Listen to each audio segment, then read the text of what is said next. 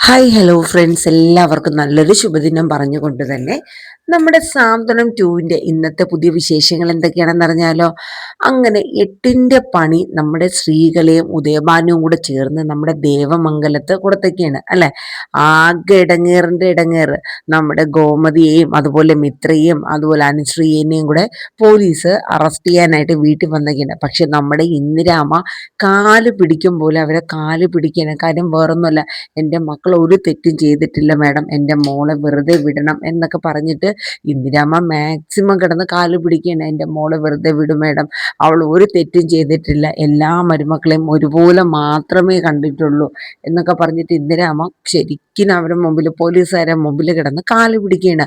പക്ഷെ ഇതൊന്നും അവർ വകവയ്ക്കാൻ കൂട്ടാക്കുന്നില്ല.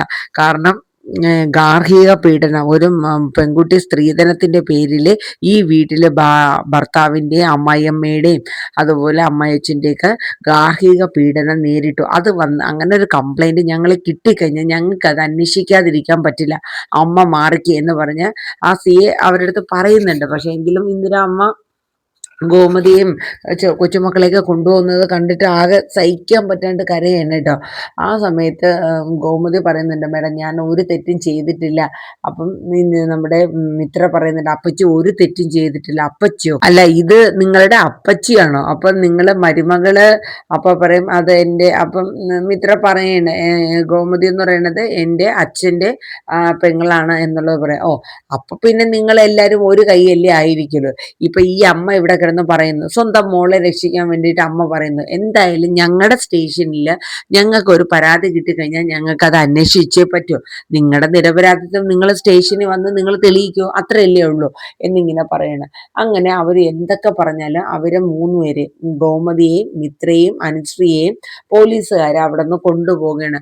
ആ സമയത്തും നമ്മുടെ ഇന്ദിരാമ്മ പറയുന്നുണ്ട്, എല്ലാ മരുമക്കളെ കാട്ടിലും കൂടുതൽ ശ്രീദേവിനെയാണ് എൻ്റെ മകള് സ്നേഹിച്ചത്. പിന്നെ ഇതെങ്ങനെ നടന്നു, അവൾക്ക് എങ്ങനെ ഈ പരാതി കൊടുക്കാൻ തോന്നി എന്നൊക്കെ പറഞ്ഞ് ഇന്ദിര അമ്മ കരയാണ്. അമ്മ മാറി നിൽക്കുന്ന പറഞ്ഞ് ആ സിയെ ഇവരെ മൂന്നുപേരെയും ജീപ്പിൽ കയറ്റി കൊണ്ടുപോവുകയാണ് കേട്ടോ. ഈ സമയം നമ്മുടെ ഇന്ദിരാമ്മയ്ക്ക് സഹിക്കാൻ പറ്റുന്നില്ല, ചങ്ക് പൊട്ടും പോലത്തെ ബുദ്ധിമുട്ട്.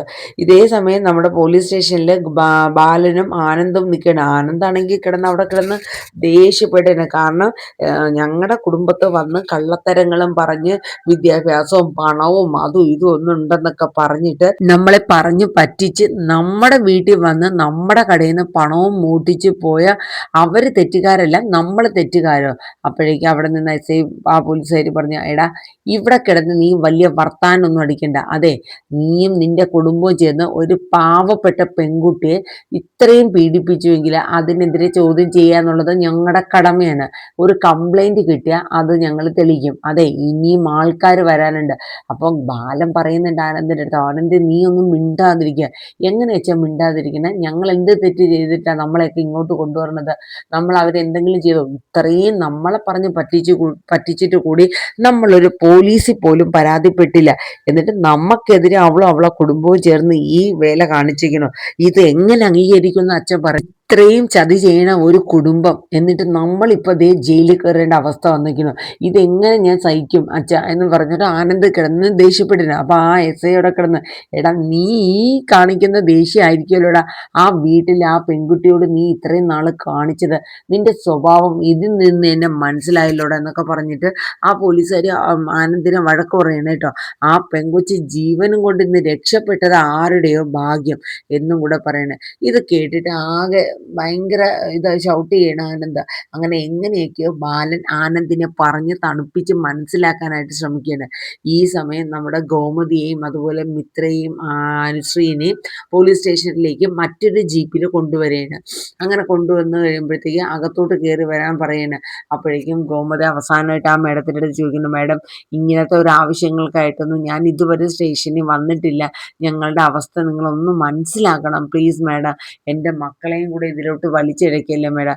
അതെ, നിങ്ങളടുത്ത് പറഞ്ഞാൽ നിങ്ങൾക്ക് മനസ്സിലാവില്ലേ? ആ പോലീസുകാരി പറഞ്ഞു, സി ഐ പറഞ്ഞു, അതെ, ഒരു കംപ്ലൈന്റ് കിട്ടിയ ആ കംപ്ലൈന്റിൽ ഞങ്ങൾക്ക് ആരൊക്കെയാണോ തെറ്റുകാരാണ് ശരിയാണ് ഇതൊക്കെ അറിയണമെങ്കിൽ ഈ രണ്ട് ടീമിനും സ്റ്റേഷനിൽ കൊണ്ടുവന്ന് ഞങ്ങളെ ചോദ്യം ചെയ്യും.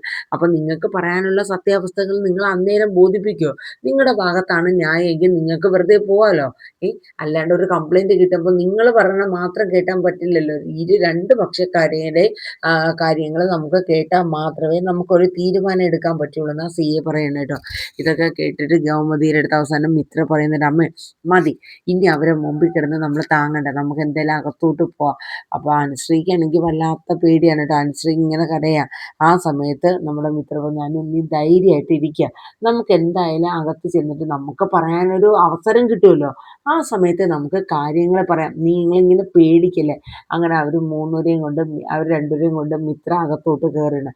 ഇതേ സമയം നമ്മുടെ ആ SI ഒരു ലേഡി ഉണ്ടല്ലോ, അവര് നമ്മുടെ ശ്രീകലയുടെ മൊബൈലിലോട്ട് വിളിക്കുകയാണ്. അതായത് നിങ്ങൾ തന്ന പരാതി പ്രകാരം കൊണ്ടുവരേണ്ടവരൊക്കെ കൊണ്ടുവന്നു, ഇനിയിപ്പോൾ 1-2 പേരും കൂടെ ഉള്ളൂ, അപ്പോൾ നിങ്ങൾ എത്രയും പെട്ടെന്ന് പോലീസ് സ്റ്റേഷനിലേക്ക് വരണമെന്ന് പറയണ. അതെ, വരുമ്പോൾ ഇതിന്റെ പരാതിക്കാരിയായ ശ്രീദേവിനെ കൂടെ കൊണ്ടുവരണമെന്ന് പറയണ. അപ്പോഴേക്കും ശ്രീകലയ്ക്ക് ഭയങ്കര സന്തോഷമായെങ്കിലും ദേവിയെ കൊണ്ടുവരുന്ന കാര്യം പറഞ്ഞപ്പോൾ ശ്രീകലയുടെ മുഖം മാറിപ്പോയി. അയ്യോ മേഡം, എങ്ങനെയാണ് ഞാൻ എൻ്റെ മോളെ കൊണ്ടുവരുന്നത്? മുറിയിൽ നിന്ന് എഴുന്നേറ്റ് വന്ന് ബാത്റൂം വരെ പോകണമെങ്കിലും എൻ്റെ മോളെ താങ്ങി കൊണ്ടുവരണം. അങ്ങനെയല്ലേ എൻ്റെ മോളെ ആ വീട്ടിലിട്ട് ഈ ആൾക്കാർ മൊത്തം കൂടെ ചേർന്ന് എൻ്റെ മോളെ മാനസികമായിട്ട് ശാരീരികമായിട്ടൊക്കെ ഉപദ്രവിച്ചത്. ഞാൻ എന്ത് ചെയ്യും മേഡം, മേഡം എന്ന് പറഞ്ഞു. എന്നിട്ട് ശ്രീകല പറയുന്നുണ്ട്, മേഡത്തിന് ഞാൻ വേണ്ട പോലെ കണ്ടേക്കാന്നൊക്കെ പറഞ്ഞ് അവരെ കയ്യിലെടുക്കാൻ കേട്ടോ. അപ്പൊ അവര് എന്തായാലും നോക്കട്ടെ, എന്തായാലും പരാതിക്കാരി വരേണ്ടയാണ്. ഇപ്പൊ തൽക്കാലം ശ്രീകളെയും ഹസ്ബൻഡും കൂടെ ഇങ്ങോട്ടേക്ക് വന്നേരെന്ന് പറയുന്നത്. ഓക്കെ മേഡം, ഞങ്ങൾ ഇപ്പൊ തന്നെ വരാമെന്ന് പറയുന്നത്. അങ്ങനെ ഫോൺ കട്ട് ചെയ്തിട്ട് ഉദയഭാനുവിൻ്റെ അടുത്ത് പറയണം, ഉദയേട്ടാ, ഞാൻ വിചാരിച്ചതുപോലെ തന്നെ കാര്യങ്ങളൊക്കെ നടക്കുകയാണ്.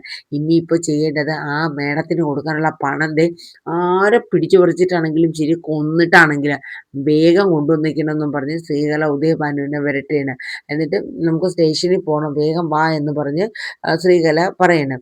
അപ്പൊ ദേവിയുടെ കാര്യം, അതെ, ദേവിയൊന്നും ഇപ്പൊ ഇതൊന്നും അറിയണ്ട, ആ മേഡം പറഞ്ഞു നമ്മൾ രണ്ടുപേരും മാത്രം ചെന്നാൽ മതിയെന്ന്. ദേവിയെ കൊണ്ടുപോയാലേ പണിയാ, അവൾ ഇത് അറിയാതിരിക്കണതാ നല്ലത് എന്ന് ശ്രീകല ഉദയഭാനുവിൻ്റെ അടുത്തും കൂടെ പറഞ്ഞു കൊടുക്കുകയാണ്. അങ്ങനെ അവര് സ്റ്റേഷനിലോട്ട് പോകാനായിട്ട് നോക്കുകയാണ്. അപ്പൊ ഈ സമയം നമ്മുടെ ഗോമതിയും മിത്രയും അനുശ്രീയൊക്കെ വന്നു കഴിയുമ്പോൾ നമ്മുടെ ബാലനും ആനന്ദൊക്കെ കേൾക്കണം. ആനന്ദിന് ഭയങ്കര ദേഷ്യം കൂടുകയാണ്. കാരണം എൻ്റെ ഭാര്യയാണ് ശ്രീദേവി, എനിക്കെതിരെയാണ് അവൾ കംപ്ലൈന്റ് തന്നേക്കണേ, പിന്നെ എന്തിനാണ് എൻ്റെ അച്ഛനെയും അമ്മയും അനിയത്തിയും മാരെയൊക്കെ ഇവിടെ കൊണ്ടുവന്നിക്കണത് എന്ന് ചോദിച്ചിട്ട് ഈ ആനന്ദ് കിടന്ന് പിടയ്ക്കുകയാണ്. എടാ, നീ അടങ്ങി നിൽക്കടാ, ഇനിയും വരാനുണ്ട് ആൾക്കാർ. പിന്നെ പരാതി പറയുമ്പോൾ പരാതിക്കാരെ കൊണ്ടുവരണ്ടേ, പരാതി പറഞ്ഞ ആൾക്കാർ പറഞ്ഞ കുറ്റക്കാരെ കൊണ്ടുവരണ്ടേ. നിങ്ങൾക്ക് പറയാനുള്ള അവസരം കിട്ടുമ്പോൾ നിങ്ങൾ പറഞ്ഞു, നീ ഇവിടെ വലിയ ഷോ ഇറക്കാനൊന്നും നിൽക്കണ്ടെന്ന് പറഞ്ഞിട്ട് ആ SI ആനന്ദിനെ വഴക്ക് പറയണേ. അപ്പോഴേക്കും ഗോമതിയും ബാലനും ഒക്കെ സമാധാനിപ്പിക്കുകയാണ് ബാലനെ. എന്നിട്ട് അനുശ്രീ ആണെങ്കിൽ ഒരേ കരച്ചില്. അപ്പൊ ബാലൻ അടുത്തോട്ട് ചെന്നിട്ട് പറയാം, മോളെ, നീ എന്തിനാ ഇങ്ങനെ കരയണേ? മിത്രേ, നീ ഇനി വരേണ്ട ഒരു പോലീസുകാരിയാ, നീ ഇതെന്താ അവളെ സമാധാനിപ്പിക്കുക? അച്ഛൻ, ഞാൻ പറ്റുന്ന പോലെ അവളുടെ അടുത്ത് പറയുന്നുണ്ട്, പേടിക്കണ്ട, നമുക്ക് ഒരു അവസരം കിട്ടും, അന്നേരം നമുക്ക് പറയാനുള്ള കാര്യങ്ങൾ നമുക്ക് പറയാം എന്നിങ്ങനെ പറയണം കേട്ടോ. ഇത് കേട്ടപ്പോൾ അനുശ്രീക്ക് ഇച്ചിരി സമാധാനമൊക്കെ ആവുകയാണ്. അവസാനം അവരെല്ലാരും കൂടെ ഇരുന്ന് ആലോചിക്കുന്നത്, നമ്മൾ എന്ത് തെറ്റാണ് ചെയ്തത്? ദേവിയുടെ അടുത്ത് നമ്മൾ അവസാന സമയത്ത് ഈ കള്ളത്തരങ്ങളൊക്കെ അറിഞ്ഞപ്പോഴല്ലേ നമ്മൾ അവളോട് ചോദ്യം ചെയ്തത്. അതിന് മുന്നേ വരെ എല്ലാ ഫ്രീഡം, ഒരു മകളെക്കാൾ കൂടുതൽ സ്നേഹവും ഒക്കെ കൊടുത്തല്ലേ ദേവിയോട് നമ്മൾ പെരുമാറിയത്. എന്നിട്ട് ഈ ഒരു ചതി എന്തിനാ ബാലായിട്ട് അവള് ചെയ്തതെന്ന് പറഞ്ഞുകൊണ്ട് ഗോമതി കരയാണ്. അപ്പം ബാലൻ പറഞ്ഞു, ഇതിന്റെ പിന്നിൽ എന്താണ് എന്നുള്ളത് നമുക്കറിയില്ലല്ലോ. അപ്പം ആനന്ദ് പറയുന്നുണ്ട്, ഇതിന്റെ പിന്നിൽ മറ്റാരുമല്ല, അവളെ അച്ഛനും അമ്മയും തന്നെ അച്ഛ, മറ്റാരും അല്ല എന്നൊക്കെ ഇങ്ങനെ പറയുന്നത്. ഈ സമയം നമ്മുടെ മീനാക്ഷിയുടെ പേര് മാത്രമേ ഇവർ ചേർത്തിട്ടില്ല. കാരണം മീനാക്ഷി അവിടെയൊക്കെ ചെന്നതുകൊണ്ടും മറ്റുമൊക്കെ ആയിരിക്കാം ശ്രീകല മീനാക്ഷിയുടെ പേര് ചേർത്തില്ല.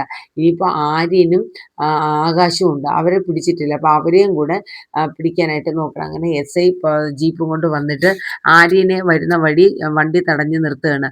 ഈ സമയത്ത് ആര്യൻ ചോദിക്കുന്നുണ്ട്, മാഡം എന്താ? അപ്പോൾ പറയും വണ്ടി നീ ഒതുക്കുന്നു പറയും. അങ്ങനെ വണ്ടി ബൈക്ക് ഒതുക്കി വെച്ചിട്ട് ആര്യൻ അപ്പോൾ തന്നെ പേഴ്സിൽ നിന്ന് ലൈസൻസ് ഒക്കെ എടുത്ത് കൊടുക്കുകയാണ്. അതെ മാഡം, എൻ്റെ എല്ലാ പേപ്പേഴ്സൊക്കെ ക്ലിയർ ആണ്, പക്കയാണെന്ന് പറയുന്നത്.